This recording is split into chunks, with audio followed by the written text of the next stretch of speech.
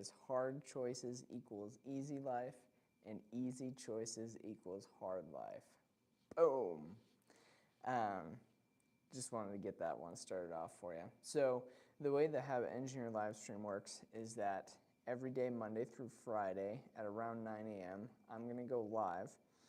And I separate life into 5 different categories. So physical, social, intellectual, spiritual, financial. And so for each day of the week, we have a different topic.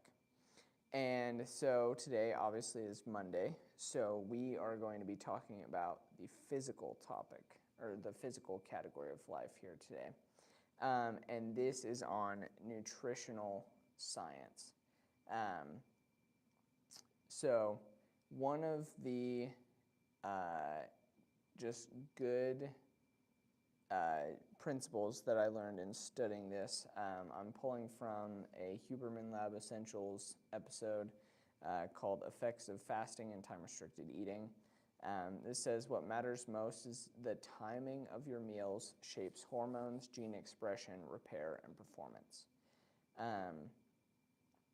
And there are 2 good things here. The first one is, 2 good things that will help drive biology and good eating times. It just says a consistent daytime eating window delivers most of fasting's benefits regardless of diet type.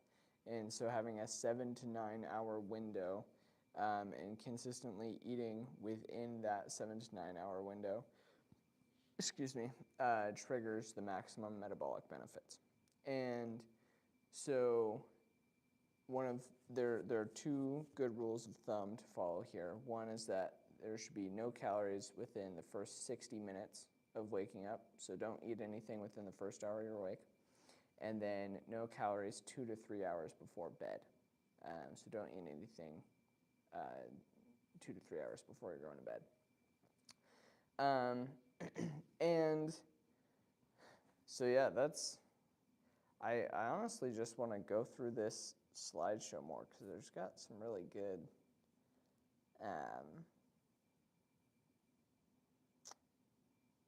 points here. Oh yeah, so the 8-hour rule. So 7 to 9 hours is the sweet spot for eating. Having a shorter window that's like 4 to 6 hours will often trigger overeating and binging behavior, which is not what you want to do. Shea Butter and Roses, hi from Ireland. What's up, Shay? Good to see you. And so you want to, for the first hour, you want to not ingest any calories. So drinking water is really good, but you want to avoid ingesting any calories. You want to allow your cortisol and wakefulness signals to naturalize before you are eating food. So you want your body, what that means essentially is you want your body to wake up on its own rather than eating food that wakes you up. I would argue this goes for caffeine as well. You want to generally delay your caffeine intake for at least 90 minutes post-wake up.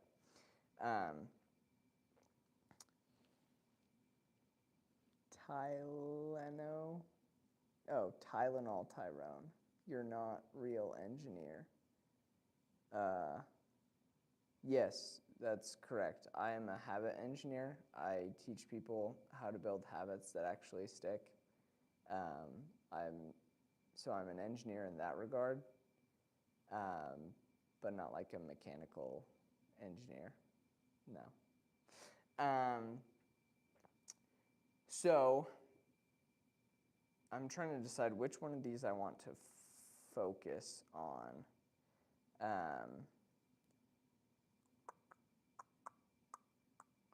To engineer a habit for, whether it's not eating within the first hour of every day. That one's, I feel like, pretty simple. I think it's going to be the having the 2 to 3 hour block of not eating before I go to bed. That's what I would need to build a habit around, because right now I definitely am eating dinner within 3 hours of going to bed. Yeah, that's for sure. I usually will eat dinner around probably 7:38ish, maybe 9, and then go to bed at like 10:30. So that's not going to be great. So what habit, how could I engineer this? So just for a general overview, I developed a habit building method called the Triple S method. There's obviously 3 S's. Austin, Jesus loves you. Yes, he does. Amen. And so there's 3 S's in the Triple S method, right? You've got specific, simple, and sealed. The way you make your habit specific is you assign it a what, a when, and a where. The idea here is that you want to make it so specific you can visualize it like you're watching a movie in your head. So instead of saying something like, I want to read every day, you can say something like, I'm going to read every day from 7 to 7:30 p.m. while I'm sitting on my sofa in the living room, or something like that, right? And I'm going to be reading it. You can get more and should get more specific than that. Just say like, I'm going to be reading a paper copy of this book, right? And my phone is going to be in the other room. Like you can picture that scene happening as I describe it, right? So you want to make it specific like that. And then you want to make it simple by just running the habit that you just designed through a filter question, which is just, okay, do I feel 100% confident in my ability to stick to this habit every single day for the rest of my life, no questions asked? And if the answer's yes, then you're good. Move on to the sealed step. If the answer's no, then go back to the specific step and re-engineer some aspect or aspects of your what, when, and where until you have that level of confidence. Then with sealing your habit, that's essentially just helping to close the habit feedback loop. So sealing the B.F. Skinner did a bunch of research and found that what gets rewarded gets repeated, right? So you want to have some type of celebration that will help you to feel good about what you're doing and start to associate the habit that you're doing with feeling good. Therefore, your brain wants to do more of that thing. Shay said a lot about how good one feels depends on the habits you practiced the night before. Yes. Yeah, that can be true. Can you get me a job? I'm tired of working at McDonald's. Jim Beam, I can't directly get you a job, but I could help you to engineer a habit that would have you consistently applying for jobs if that was something you wanted to do, and then you could get a job that way. But no, I can't directly give you a job. But yeah, so for this example about having the buffer of not eating before you sleep in order to help your metabolic biology to be at top performance. This says late eating disrupts deep sleep and crucial repair processes autophagy. Neat. So yeah, so I've been eating within that 3-hour window, and I guess disrupting my deep sleep and my autophagy. So let's engineer a habit for me to not do that, and then as you guys are watching, you can take bits and pieces and implement that habit into your own life. Or sorry, not take bits and pieces, but adjust the what, when, and where to implement that habit into your own life.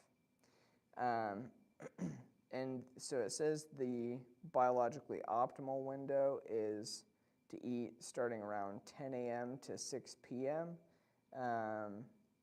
To align with light/dark cycles, so like when the sun is rising and the sun's setting. And it says to adjust only if social friction is too high. Okay.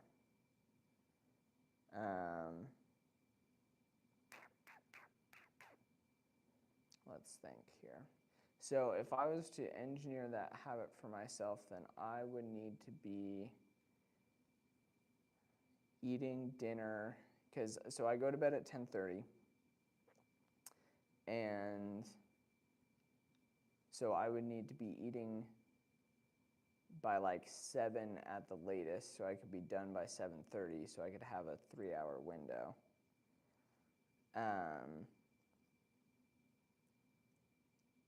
Which would probably mean I needed to eat at like 6 p.m.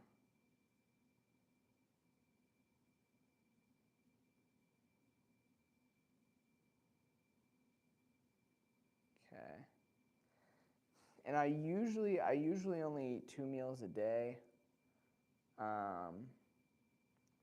right now.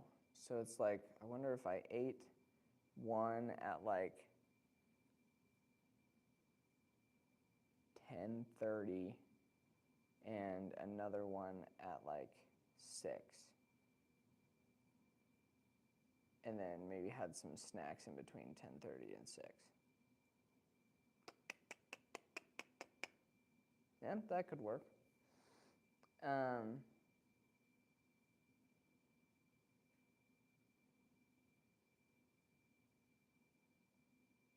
So then my thought is my habit would be to be in my apartment eating dinner at 6 p.m. every day. Or I guess sitting at the kitchen table in my dining room eating dinner every day at 6 p.m. Or maybe starting to cook dinner if I'm going that route at 6 p.m. every day. When are my coaching calls? My coaching calls are right at 6. Interesting. Okay, so that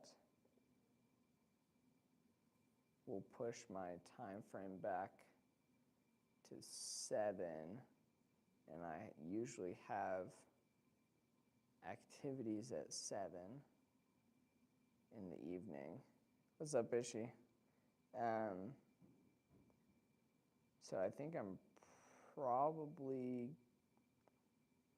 I could either move my group coaching calls, which would be simple enough because I don't have a ton of clients, but then I'd want to push them. I guess I could push them earlier. The topic today is nutritional science, and we're talking about optimal eating time windows. So there's a Huberman Lab episode talks about how the timing of eating and fasting and all that kind of thing. So you want to eat all of your meals within a 7 to 9 hour window, and you want the first one to start 60 minutes after waking up or more, and you want the last one to end 2 to 3 hours before bedtime. So I guess if I was to,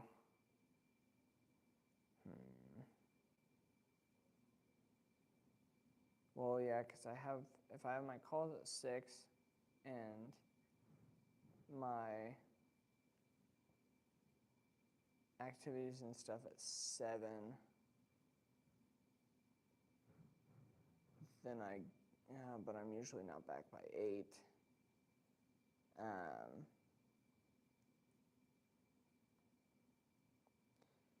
She said, one thing I do wrong is I stuff majority of my protein intake altogether because of a tight schedule, so it's not ideal for muscle growth.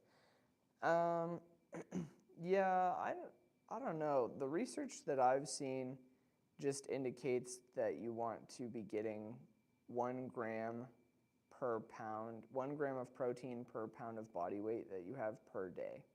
It doesn't really say how you, it doesn't really matter much how you bunch it up, as long as you're consistently hitting 1 gram of protein per pound of body weight per day. So take that for what you will. So I'm trying to engineer my habit, because right now I'm eating dinner within 2 to 3 hours of going to bed usually. Like I go to bed at like 10:30, 11, and I'm usually eating dinner around like 8:30, 9-ish. So I could bump it up to like 5, so I was done before my calls at 6.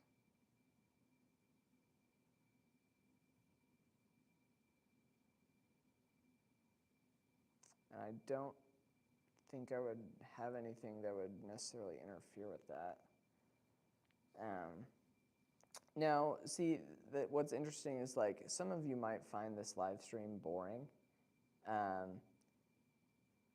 And if that's how you feel about it, then that's fine. You can go watch something else. But like, this is reality. This is authentically how habit engineering goes. It's like you have to sit here and think through all the different scheduling conflicts and all the different things, and like what would actually work for you and what wouldn't. Like, this is what it takes. Yeah, Isha, you probably are the only one here. But I'm just saying, like, people always want like this hack or this easy answer, this easy way out. And it's like, nah, dude, like, you got to put some mental effort in here if you want your habits to actually stick. It's that simple. Because life can be so chaotic. You have to think through how you can overcome the chaos, and stay consistent in spite of the chaos. So yeah, this is real life, man. This is real life.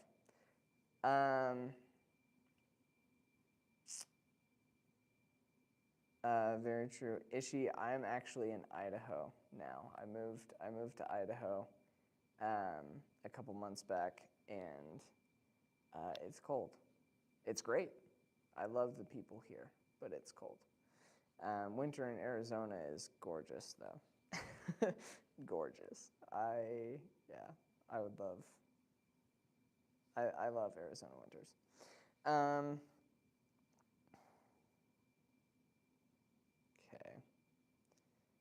So I'm trying to think, what if I would rather move my calls to 5 and eat at 6, or no, because I'd rather have the calls go long.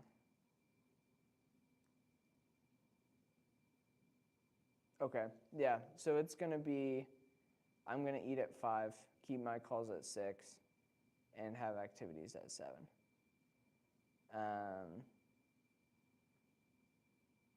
Yeah, okay. So for my what, when, and where then, the what is I'm going to eat dinner with the food that I have. The when is going to be between the hours of 5 and 6. And the where is going to be in my kitchen, in my apartment in Idaho, sitting down in my kitchen at the dining room table. And for me, I feel 100% confident in my ability to stick to that. Ishi, I moved up here for a girl that I was dating at the time, and we've since broke up, but I felt like I should stay up here, so I am. AZ is beautiful. Yes, I love Arizona. It's a great place. Highly recommend. Grand Canyon is absolutely gorgeous. So pretty. But yeah, so I feel 100% confident with that. The celebration, ooh, this will be fun. The celebration that I will have at the end of dinner is a chocolate protein shake. Oh, it's all good, Ishi. It's all good. I have learned that the shortcut or that gratitude is the shortcut to overcoming heartbreak.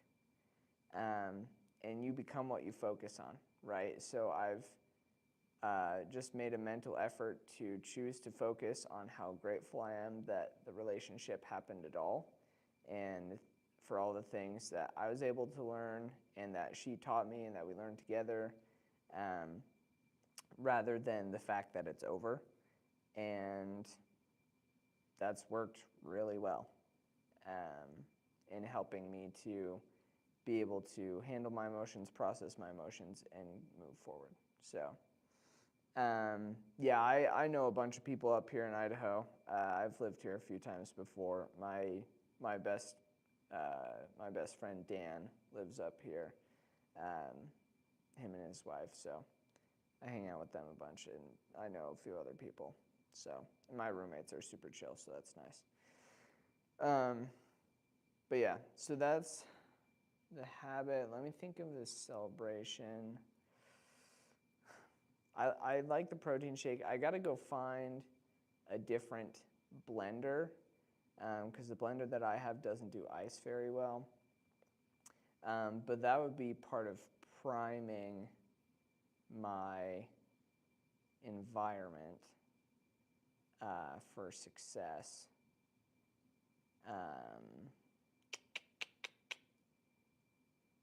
And then I would be able to just make the protein shake post-dinner. Ishi said, "You're ever going to talk about injuries or anything to do with that on the live?" Do you mean like physical injuries and like recovery from injuries, or what kind of injuries specifically? Because I think we'll definitely have some stuff about physical injuries and stuff. Probably as part of the longevity and aging, strength and resistance, stress physiology, stuff like that. Physical, like sports injuries and recovery. Yeah, we definitely will. Plug for the Habit Engineer community, right? At the base level, it's $9 a month, and that'll get you in to get all 100 of the mastery tracks that I built, and that should have some good information on that thing. All I can think about is how to heal this shoulder injury I got. It's so frustrating. Yeah, I mean, are you going to physical therapy already or no? Because that would be my first recommendation, is to go to physical therapy for a little bit, get some habits down to heal it, and then keep doing those habits outside of PT. An appointment later today. Okay, bet. Yeah. I would run with that then, and that'll be good. But yeah, so I have to, actually, this will work perfect. I'm going to Idaho Falls today anyways to find, to have a meeting so I can just go and try to get a new blender as well. Perfect. Okay, awesome. So that's the end of part 2 for the stream, the class. So if any of you guys have any habits you want to be more consistent with, you can go ahead and drop those down in the chat now. If you all have any other questions, this is like the open Q&A AMA section of the class. You can just drop those down in the chat, kind of like Ishi's been doing already. I'll leave a couple minutes open for that. And yeah, we'll wrap it up after that. But yeah, that's like, you notice, but I spent probably, the last 20-ish minutes. Well, maybe I spent a bit talking about the what, but I spent like just 15 minutes talking about the how of how I was going to make this habit so I could actually make it stick. Like, that's 15 minutes for one habit, and I've been doing this a bunch, you know? So just so you understand, like, the amount of effort that you should be putting into your habit building or your habit engineering if you want to get your habits to be something you can actually stick with, like, it's going to take some mental rigor and some mental effort. The worst injury I've got from sports, dude, I've actually am super blessed, and I've never broken a bone. I've never sprained anything. I've never fractured anything. I don't think I've ever even pulled a muscle.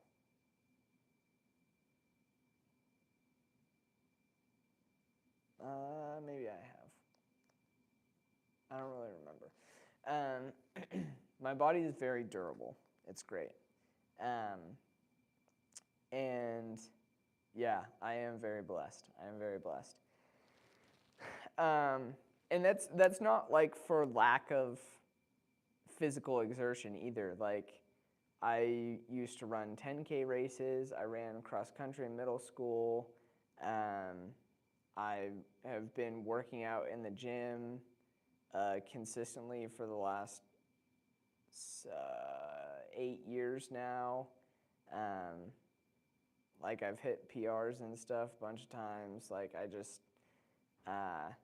granted, I haven't played lots of contact sports. Like, I've never really played football or hockey or something like that. But I grew up playing soccer. Like, I played soccer for like 8 years growing up. Yeah, just durable, just durable like that. So, yeah, I am very blessed. But yeah, I guess the worst thing probably is there was one time I was running a 10K race, and it was like in the middle of winter, and at that time I was running in Vibram 5 Fingers,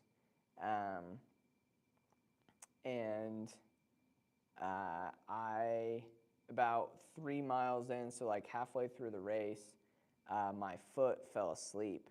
Like, I couldn't feel it at all, and I was able to, I finished the race, but like my foot was completely numb. There's just no blood flow. I couldn't feel anything. And then ever since then, for like 5 years or so after that,